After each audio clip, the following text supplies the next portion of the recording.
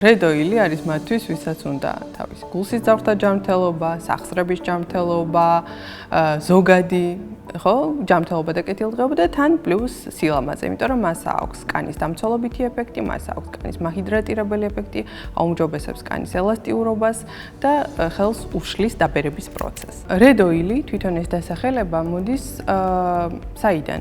რომ კრილი, რომელიც არის კრაბის მსგავსი მცირე ზომის არსება, არქტიკის ოკეანის ცივ წყლებში იკვებება წითელი ფერის წყალმცენარეებით. ეს ფერიც რედოილს აქვს სწორედ აი ამ წითელი ფერის წყალმცენარეების პიგმენტისგან. ეს არის ძალიან მძლავრი ანტიოქსიდანტი, რომელიც ორგანიზმს ეხმარება საზიანო ნივთიერებების განადგურებაში. რედოილში შემავალი ომეგა-3 წარმოდგენილი არის ფოსფოლიპიდური კომპლექსების სახით, რომლებსაც აქვთ როგორც წყალთან ურთიერთქმედების ზედაპირი, ასევე ცხიმთან ურთიერთქმედების ზედაპირი და კუჭ-ნაწლავში, როდესაც ხდება მათი მიღება, მათი მონელება და ათვისება ხდება ძალიან მარტივად. ზოგადად ჩვენი კუჭი ინელებს და შემდეგ ნაწლავები შეიწოვს ცხიმებს სწორედ ფოსფოლიპიდური კომპლექსების სახით, კილომიკრონები ქვია მათ და რედოილი პირდაპირ იდეალურად ლაგდება ამ კილომიკრონებში და მისი ათვისება ხდება პრაქტიკულად მაქსიმალურად. რედოილი გამოიყენება როგორც ინსტრუქციაც გვეუბნება 12 წლის ასაკიდან. სტანდარტულად შეიძლება მიღებულ იქნას 1-დან 3 კაფსულამდე დღეში, თუმცა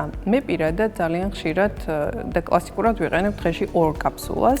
ეს არის ჩემი სტანდარტული დანიშნულება, თუმცა უფრო ხანგრძლივად მისაღებად თუ გვინდა, ასეთ შემთხვევაში შეიძლება დღეში 1 კაფსულაც კი აბსოლუტურად საკმარისი იყოს. ჩვეულებრივ მე პირადად სტანდარტულად ვიყენებ ხოლმე საშუალოდ 3 თვით მაინც. გააჩნია როგორ იკვებება პაციენტი. ახლა თუ პაციენტი არ იღებს თევზს, ასეთ შემთხვევაში შეიძლება უფრო დიდხანსაც გავაგრძელოთ და თუ მისი კვების რეჟიმი შეიცვლება და თევზი უფრო აქტიურად შემოვა საკვებ რაციონში, მაღალი ხარისხის თევზი, ასეთ შემთხვევაში შეიძლება მხოლოდ 3 თვე დავნიშნოთ და შემდეგ შევჩერდეთ.